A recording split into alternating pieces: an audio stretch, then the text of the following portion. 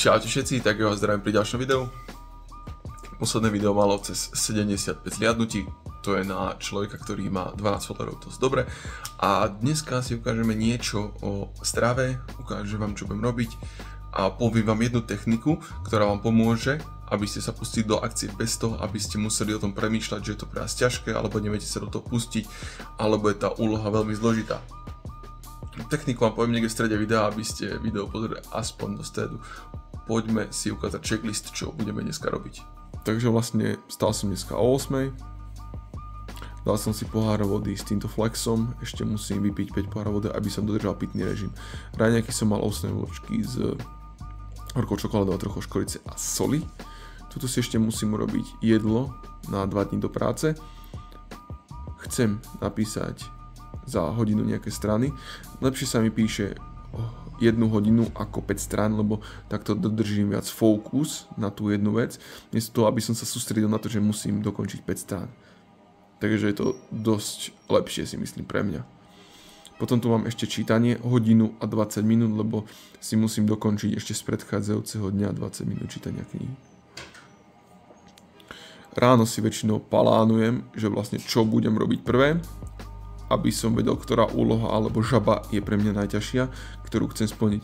V tomto momente, čo tuto vidím, tak už pre mňa vezme nie je nič ťažké, lebo už to robím nejaký čas, takže sa mi to dostalo do podvedomia a robím to skoro automaticky bez toho, aby som musel premýšľať, či pôjdem písať, či budem čítať.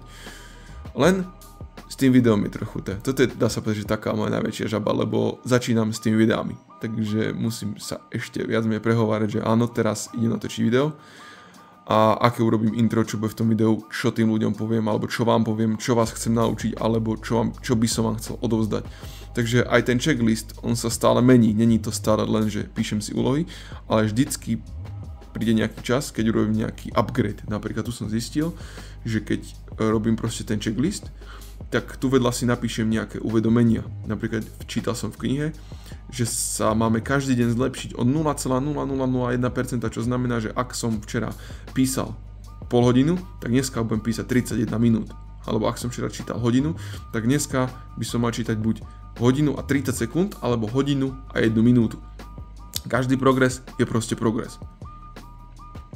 A tuto som ešte čítal, že ak chceme vlastne do nášho podvedomia dostať naše sny a ciele, tak by sme mali mať vybraný zošit, do ktorého si tieto ciele budeme každé ráno proste písať, aby sme im uverili, alebo aby sa nám proste dostali do hlavy a aby sme ich brali ako samozrejmosť, že už proste si tam, kde chceš byť, máš ten úspech, ktorý chceš mať, alebo chceš mať dopísanú knihu, takže ak chceš mať niečo, tak to každé ráno píš, aby si už ako keby bol s tým súžitý a musíš to písať v prítomnom čase.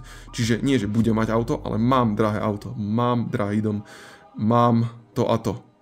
Proste už to máš, už to musíš mať.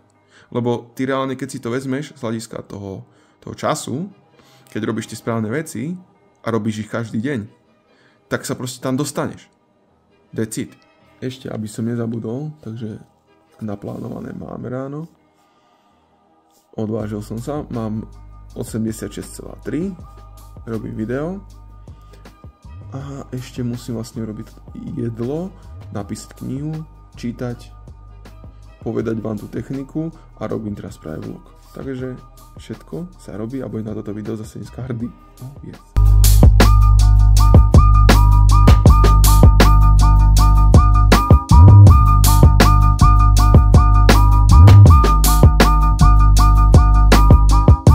V predchádzajúcom zábere ste videli na aute nejaké drevá. To sme sa so svojou ženou snažili postaviť búdu pre nášho nového psa, pre Belu.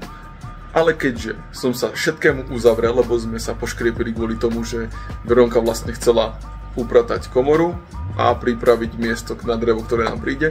A ja som mal naplánované iné veci, ako je písanie kníh, čítanie kníh a tak ďalej. Tak som sa vlastne kompletne uzavrel tomu procesu.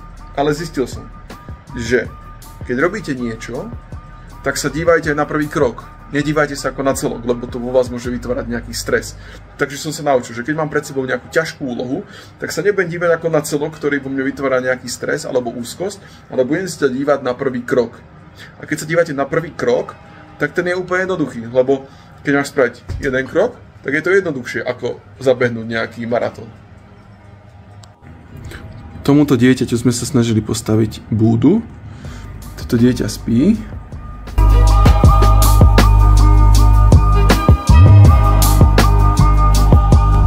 Takže kámoši, čaute, vidíme sa druhý deň. A len sa vám chcem vyjadriť k tej včerajšej večeri. Mal som vlastne klobásu s pečenými hranolkami, dal som si k tomu cviklu a iba vám chcem povedať, že ak ste v diete alebo v deficite, tak nič sa nedieje, keď na chvíľočku vybočíte z cesty a dáte si niečo kvázi nezdravé. Nič nepokazíte, ak si držíte stále deficit, všetko v poriadku. A ešte by som vám chcel povedať jednu vec. Povedal som si, že si chcem trošku držať väčší komfort, takisto ako mám celé to, ako chcem aj teraz. Tak som si našiel ešte jednu robotu navyše a popri tom vlastne čítam, píšem, krabičkujem jedlo, cvičím a tak ďalej. Všetko sa dá dodržať, keď človek chce. Robte tie správne veci dlhodobo a tým si garantujete váš úspech. A úspech je vlastne predvídateľný tým, že pokiaľ budete 3 roky robiť správne veci a budete sa držať tých správnych vecí, ktoré už niekto vykráčal, dajme tomu, že chceš tvoriť videá na YouTube a nie si istý, či sa ti to podarí, tak si všimni len nejakých ľudí, ktorí to už dosiahli. Keďže tí ľudia pre tebou to dosiahli, tak stačí, keď budeš trochu kopírovať ich kroky, dáš do toho seba a skôr či neskôr príde ten compound efekt, že sa ti to proste podarí a uspieš v tom. Aj keď sa ti to možno nezdá teraz, že na začiatku je to proste tá cesta, na začiatku je proste taká, že nič sa ide.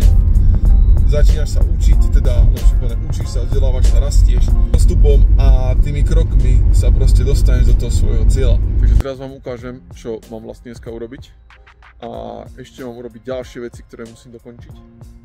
A teším sa domov, doma budem písať a čítať knihu. To je úplne brutál, keď si nájdete niečo, čo vás baví a čo vás teší.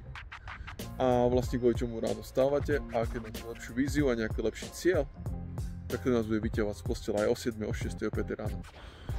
Všetky tieto rámy, čo vidíte tu, budem musieť urobiť takto, aby to vyzeralo a potom to budeme odnášať preč. Robotu mám už skoro hotovú. Ešte som si skočil do auta dať chytro 10 a pokračujem ďalej. Keď pri tom rozmýšľate, čo robíte, tak je to úplne jednoduché. Nie som ani unavený, nie som ani zničený, proste všetko pohode. Takže vlastne na dnešnú 10 mám zemiak, cottage cheese, nejaké korenie a kurkumu. Je to veľmi rýchle, jednoduché, je to chutné, zemiak má zasycovací efekt a taktiež tam dostatok bielkovín pre naše svaly.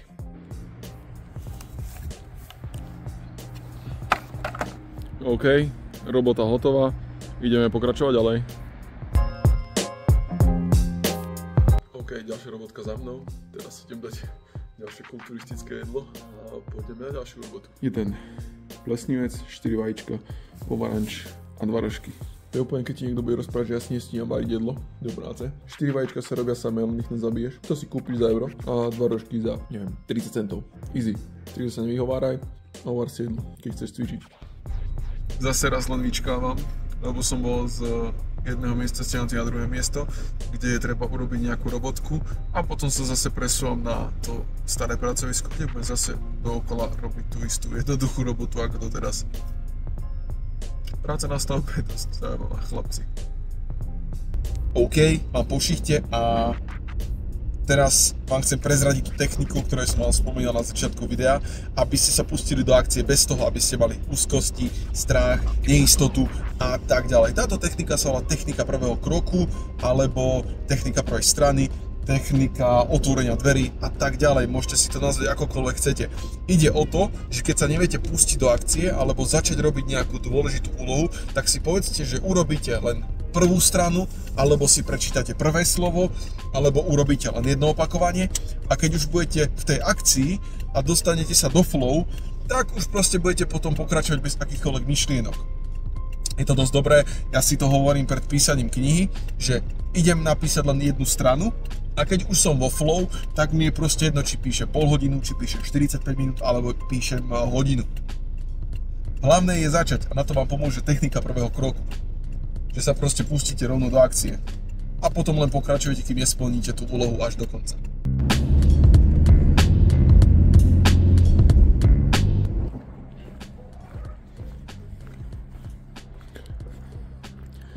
No čo je? Bože, na čaute psi. Nazdar zveri. Pekne po šichte si spravím jelene mäso, k tomu si dám batátové zemiaky, najem sa a poďme písať knihu. Konečne. Tu sa nám robí divina na cibuli, k tomu budem mať varené batáty, dám si k tomu cviklu alebo kyslé uhorky, alebo avokádo, aby som tam mal proste všetko. Od vlákninu, sacharidy, bielkoviny a nejaké tuky.